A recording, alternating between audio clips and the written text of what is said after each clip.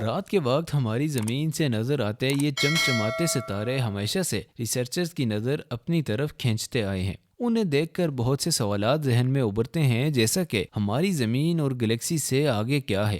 کیا زمین کے علاوہ بھی کسی پلینٹ پر زندگی بستی ہے؟ زمین کے علاوہ موجود ستاروں اور سیاروں کا آخر مقصد کیا ہے؟ ہمارے قریب رہنے والے پلینٹس کی سرزمین کیسی ہے اور ان میں کیا الگ ہے؟ یہ اور کچھ اس طرح کے مزید سوالات نے دنیا کو اربوں ڈالرز لگانے پر مجبور کر دیا، جو کہ اسپیس ایکسپلوریشن پر خرچ کیے گئے، جس کی مدد سے وقفے سے حیران کن چیزیں ہمارے سامنے لائی گئیں، اور اب تو اربوں سال پہلے کی تصویریں لینے والی ٹیلیسکوپ بھی موجود ہے۔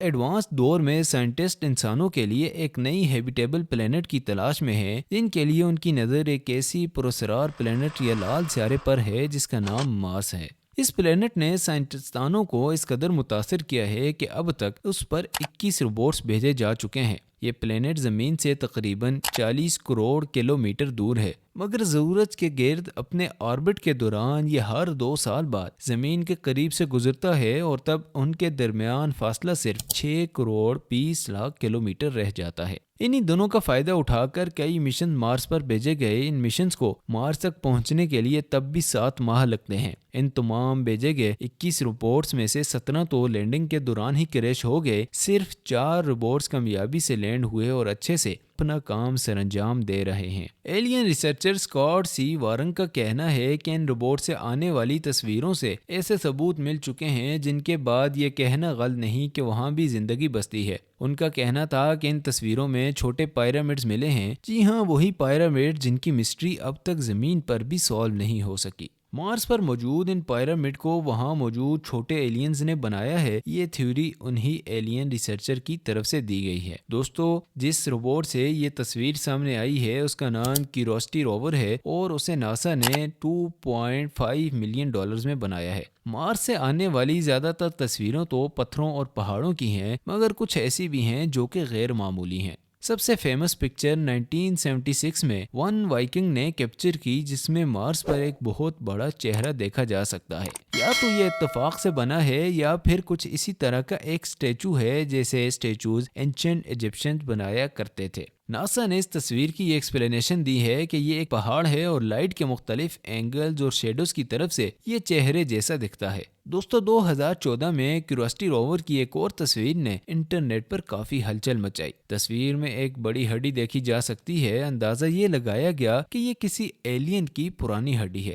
مگر اس پر بھی ناسا نے کچھ اس قسم کی ایکسپلینیشن دی کہ یہ ہڈی نہیں بلکہ ایک پتھر ہے جو کہ وقت کے ساتھ ساتھ اس شیپ میں آ گیا ہے۔ مگر یہ بات کچھ سمجھ سے باہر ہے، کیونکہ مارس پر موجود پتھروں کے رنگ میں اور اس ہڈی کے رنگ میں زمین آسمان کا فرق ہے۔ آخر ناسا کی بات مان بھی لیں تو اس اگلی چیز کا کیا جواب ہوگا جو 2016 میں سامنے آئی؟ دوستوں، 2016 میں جو تصویر سامنے آئی اس میں ایک پوری کھوپڑی موجود تھی۔ اس تصویر کے بعد مارس پر ایلینز کی موجودگی پر مزید بحث چھڑ گئی۔ ایلین ریسرچرز کا تو اس بات پر پورا یقین ہے کہ مارس پر کوئی نہ کوئی مخلوق ضرور موجود ہے، یا پھر پہلے موجود تھی جس کے آثار ابھی بھی موجود ہیں۔ اسی قسم کا ایک آثار کیوریوسٹی روور کی بھیجی گئی اگلی تصویر میں تھا، جس میں باقاعدہ وہیل جیسی جسامت کی ایک کوئی چیز دیکھی گئی۔ تھا تو وہ ایک پتھر، مگر اس قدر عجیب اتفاق سمجھ سے باہر ہے۔ اس کیوریوسٹی روور کی رات کو بھیجی گئی تصویر بھی اپنے اندر خود ہی ایک سوال ہے۔ اس میں دیکھا جا سکتا ہے کہ رات کے وقت ایک پتھر سے روشنی نظر آ رہی ہے۔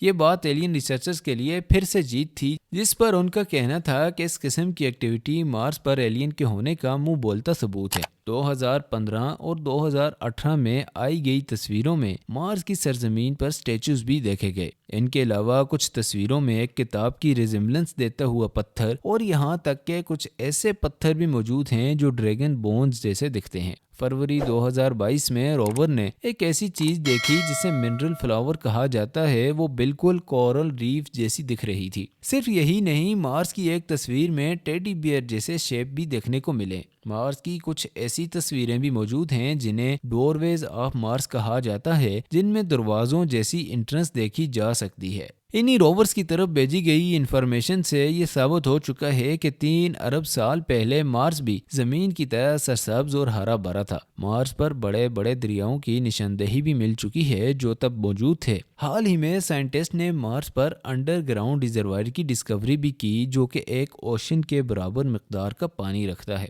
یہ تمام باتیں عام انسانوں کی نظر سے دیکھیں تو شاید اتفاق یا نارمل چیز ہے، مگر سائنسدانوں اور ایلین ریسرچرز کے لیے یہ ان کی بنائی گئی تھیوریز کے لیے ثبوت ہیں۔ دوستو، جب اسپیس ایکسپلوریشن کا آغاز ہوا تو پہلے اپنے سب سے قریبی سیارے چاند سے کی گئی 3,84,000 کلومیٹر دور زمین کے گرد چکر لگاتے اس چاند کی طرف 1968 میں پہلی بار ایک اسپیس کرافٹ بھیجا گیا۔ اس پہلی کوشش میں اپولو 8 نامی اسپیس کرافٹ کو چاند کے گرد چکر لگا کر واپس آنا تھا۔ اس مشن میں 3 ایسٹروناٹس نے حصہ لیا اور 68 گھنٹے لگا کر یہ اسپیس کرافٹ چاند کے قریب پہنچا۔ دور سے دیکھنے پر انہیں چاند پر کوئی انوکھی چیز تو نظر نہیں آئی، مگر یہ ایسٹروناٹس وہ پہلے انسان تھے جنہوں نے پہلی بار ارتھ رائز دیکھا تھا۔ جس طرح زمین سے سن رائز نظر آتا ہے، اسی طرح انہیں چاند سے ارتھ رائز دیکھنے کا موقع ملا۔ یہ مشن اسپیس ایکسپلوریشن کی پہلی سیڑھی تھی اور ابھی مزید اوپر کا سفر کرنا رہتا تھا۔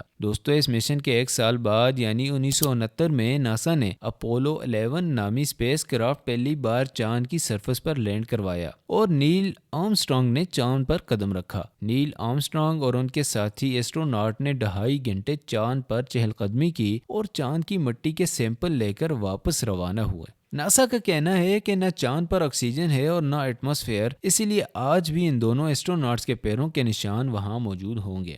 نئی مخلوقوں کی کھوج میں کیے جانے والے یہ مشن ایک اچھی کامیابی تھے، مگر ان میں کسی آرگنزم یا مخلوق کے ہونے کا کوئی ثبوت نہیں ملا۔ مگر تب کے بعد بہت سے سیٹلائٹس جو چاند کے ارد گرد گھومتے ہیں وہ بہت کچھ انفارم کر چکے ہیں۔ ایلین ریسرچر اسکاٹ سی وارننگ کا کہنا ہے کہ چاند کی بہت سی کلوز اپ امیجز میں ایسی جگہ دیکھی گئی ہے جس کے نیچے ایلین سویلائزیشن کے ہونے کا خدشہ ہے۔ انہوں نے ایک ایسی امیج پر سوال اٹھایا جس میں ایک بلڈنگ نما چیز دیکھی جا سکتی تھی جو کہ چاند کی سرفس پر معمولی نہیں تھی۔ مگر حیرانگی کی بات تو یہ ہے کہ جب اسکاٹ سی وارنگ نے اپنی یہ رپورٹ پبلش کی تو ناسا نے اپڈیٹڈ امیجز اپلوڈ کی جن میں حیران کن طور پر وہ بلڈنگ غائب تھی۔ صرف کچھ تصویروں پر ہی نہیں بلکہ ناسا کی بہت سی رپورٹس ڈاؤٹس والی ہیں۔ ناسا کے مطابق چاند کی ڈارک سائڈ پر 43,000 اسکوائر کلومیٹر کا ایک ایریا ہے جو چاند کی باقی سرفس سے دیکھنے میں بھی الگ ہے اور کمپوزیشن میں بھی۔ سائنسدانوں کا کہنا ہے کہ یہ ایریا اس مٹی سے نہیں بنا جو نیل آرمسٹرانگ اپنے ساتھ لائے تھے، بلکہ یہ میٹل کا بنا ہے۔ کچھ سائنسدانوں نے یہ تھیوری دی کہ کئی سال پہلے کوئی اسٹیرائڈ چاند سے ٹکرایا ہوگا اور یہ اس کی میٹالک کمپوزیشن رہ گئی ہوگی، جبکہ کچھ سائنسدان اس بات کو ماننے سے انکاری ہیں۔ ان کا کہنا ہے کہ اس ڈائیمیٹر کا اسٹرائڈ اگر چاند سے ٹکرایا ہوتا تو یقیناً چاند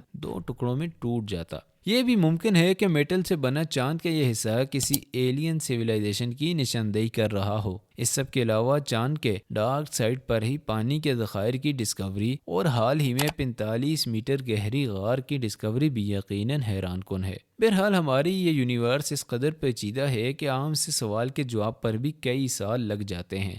شاید مستقبل ہمارے لیے اس سب معلومات سے بھی حیرت انگیز ہو، کیونکہ ابھی تک اسپیس کا صرف کچھ حصہ ہی ایکسپلور کیا جا سکا ہے۔ اسی امید کے ساتھ یہ ویڈیو آپ کو دلچسپ معلوم ہوئی ہوگی۔ اسے لائک اور شیئر کرنا نہ